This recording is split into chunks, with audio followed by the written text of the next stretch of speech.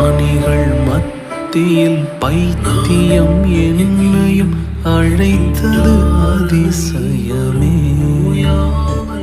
நான் இதற்கான பாத்திரன் அல்ல, இது கிருபையே வேறொன்றும் இல்லை.